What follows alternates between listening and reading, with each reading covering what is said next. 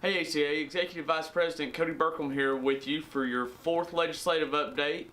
This is the fourth week that the General Assembly has met, and this is going to cover the week of February 4th through 8th. The General Assembly has really kicked things off strong, and they are really going strong right now. There have been several hundred bills introduced since the beginning of the session, and we're just really plowing through them and trying to stay on top of things as they come in. But things are really moving at a quickened pace at the Capitol this week, and will continue to do so for the foreseeable next several weeks as this legislative session ages and goes along. So starting out Monday, things were just kind of slow. Didn't have a lot that affected our industry, so just went to a few committee meetings and things like that. Nothing that really affected us. Tuesday, February 5th, though, the Senate Ag Committee did meet, and they passed out HB 1124. Now, as you may remember from the last 3 weeks, I've mentioned HB 1124 every time. It is the bill that will assist in getting a licensing program for veterinary technologists that will be able to help a licensed veterinarian go out and hopefully get to our large animal producers and help them get some things done. We all know how difficult it is to find a vet from time to time that will come out and do the things that need to be done. So that passed out of committee, so it will go to the full Senate for a vote, hopefully first part of next week. And then after that, we're going to see it go to the governor, and he'll put his signature on it, hopefully, and then it will go to the State Veterinary Board, where they will set up the rules and regulations for this licensure. We will make sure to stay involved in the process all the way through that board. It's important to make sure that we're involved, because that's where the rubber really meets the road, where the regulations will be set, and we're going to be there to make sure that the Arkansas cattle producers are looked after in that bill. On Wednesday, February 6th, the House Ag Committee met, and it was a short meeting, but they did pick up one resolution and recommended a do pass for HB 1018. Now, this simply recognizes the positive impact of the Arkansas 4-H program on our youth, and to celebrate 4-H Day on February 12th. So next week, February 12th, 4-H'ers from across the state will be flooding the state capitol. I'm sure we'll see lots of 4-H green and clovers and things like that. So it'll be a fun day there, February 12th, seeing all the 4-H'ers come in, and the state and the House recognizing them as for their positive impact across the state. Of course, 4-H is something that the ACA certainly supports, along with FFA and our AJCA members. We are supportive of our youth, and making sure that they're involved in the industry. So we were glad to see that pass out, and certainly supported that. February 7th, Thursday, yesterday, was a really big day for ag in Arkansas. First, I'll mention HB 1264 is a very interesting bill. What it does, it exempts a licensed chiropractor from having to practice animal chiropractic under a licensed vet. Now, you might not be very aware of the chiropractic field in animal husbandry, but there are some, mainly equine owners or show animal owners, that will hire a licensed chiropractic, a human chiropractor, to come in and work on their animal to make sure that they have the range of motion and stuff that they need to perform to the best of their abilities. So that passed out of the Senate Ag Committee on Thursday, yesterday. Very interesting bill. Doesn't affect us just a whole lot, but it was an interesting bill.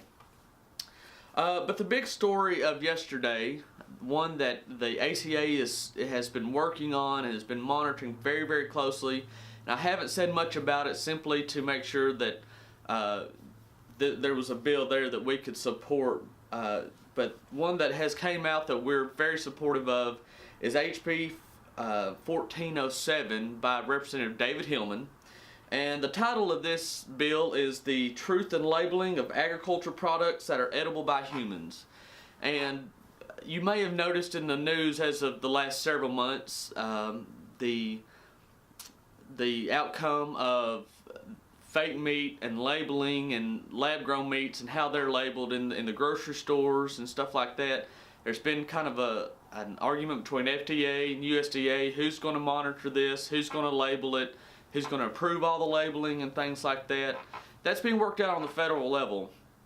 And we certainly support USDA's right to inspect that and to label that at the federal level.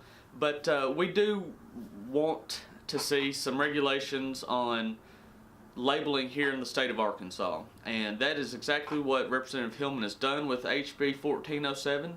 And we support that. This is a consumer protection bill.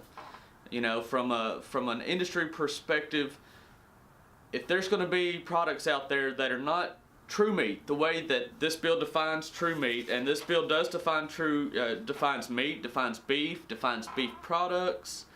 You know, we feel that these things need to be defined, and the companies need to be held liable, or whoever's putting these products out, and they need to be held to a standard.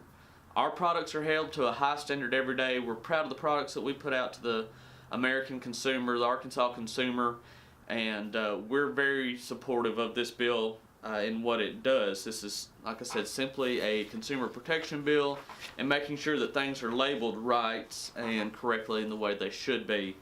So this is something that a number of you, our members, have called and said, hey Cody, we need something on this. And so we're very proud to work with Representative Hillman and the other agricultural interest in Arkansas to get this bill out, and we're looking forward to its quick passage and signing by the governor, and to make sure that our products are labeled correctly, other products are labeled correctly, and the consumers have the knowledge that they need when they go to the grocery store to buy food for their family.